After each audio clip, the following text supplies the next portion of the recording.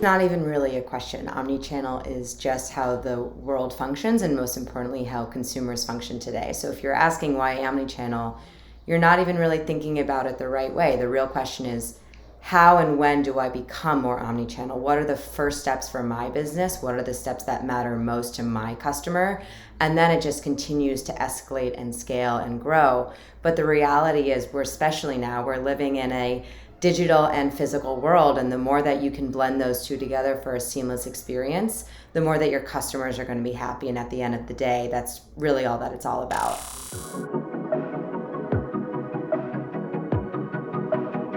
Leigh, I wonder if you can talk a little bit about how your clients are leveraging your platform to drive some of these, maybe online first conversations into an in-store environment. I think that the online to offline conversation is really critical, especially as the world opens back up, because what we've seen is that it really goes both directions. Sometimes what you don't know, and this used to really plague our users, is if this customer is coming into the store just to, quote unquote, showroom, as they call it. Let me go in, let me try on some things, let me see what the right size, the right color, the right combo is. And then I'm going to go home and I'm going to use that discount code I just got over email and make a purchase. And the big, sort of problem for the associates is they would never get credit for that. And that was the one problem that Endear really wanted to tackle with our analytics side, is making sure that associates were encouraged to have purchases happen in any channel and still get credit for it. But what you were really asking is the opposite, which is if I have online customers, which I believe we call web rooming. So if they're doing the inverse and shopping online and seeing, which colors are available, all of that, I think there are some brands that are really good at making sure customers know that actually you don't even need to wait 3 days for that package to get to you. We have that available within 5 miles at our local store. And that kind of insight is really where Endear comes into the picture, because, for example, we help stores identify who are the customers online that have shopped a ton and actually live within a certain radius of a store that they've never visited.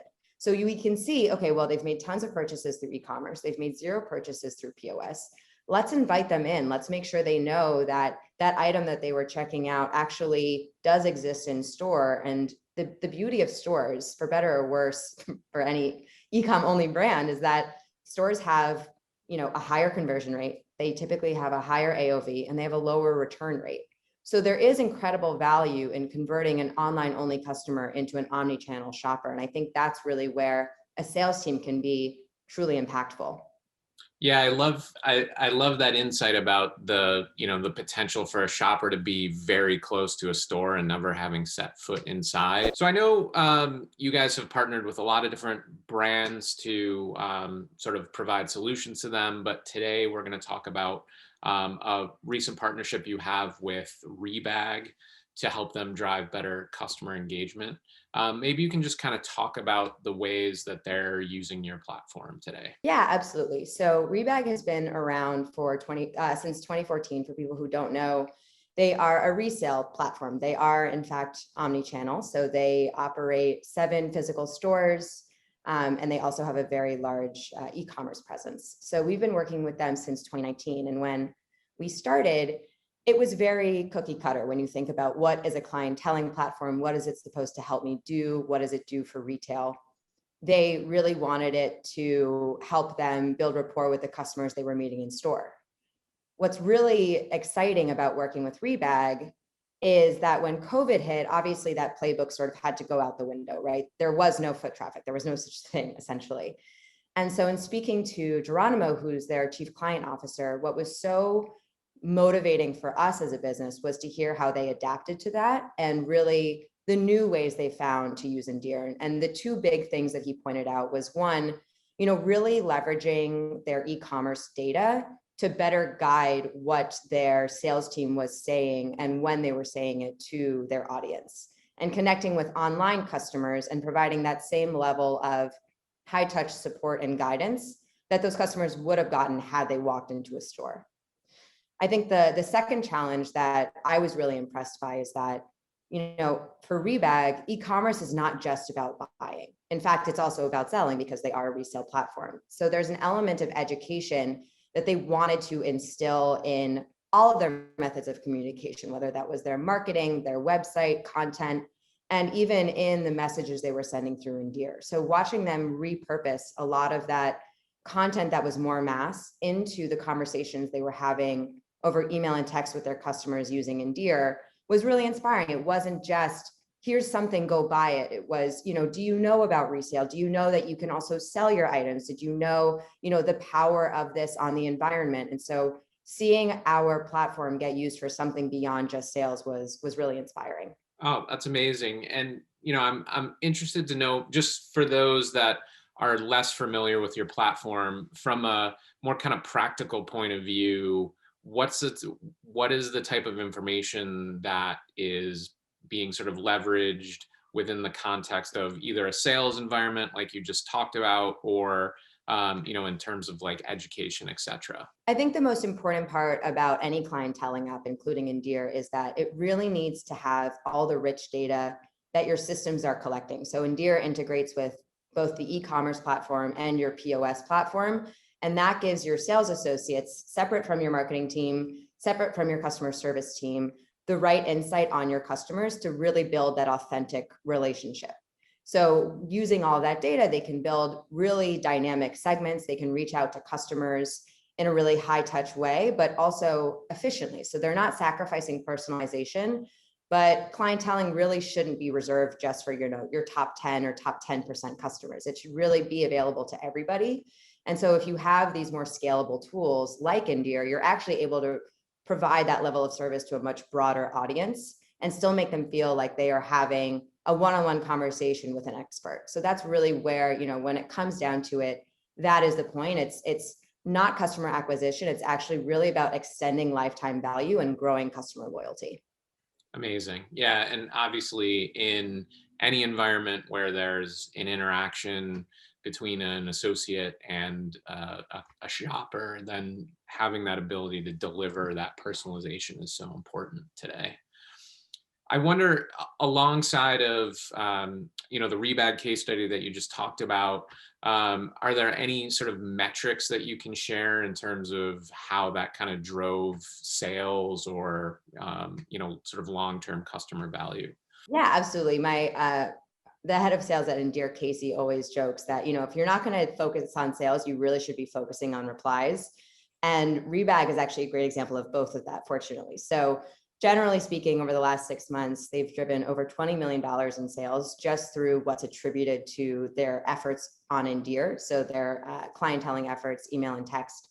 But what's even, sort of more outstanding is that, especially with SMS, their reply rates vary from 10 to 15%. So it isn't just about sales, right? It isn't like, okay, well, can we even attribute that purchase to that text message or that email? We don't know anything about it. Well, what we do know is that customers are really responding to these associates because of the content that they're sharing and really having conversations on an ongoing basis. It's not about a one-time blast like a marketing email often is. It's really about what is the content that I can share that's going to get a customer to engage so that we can have a conversation just like as if we were, face to face.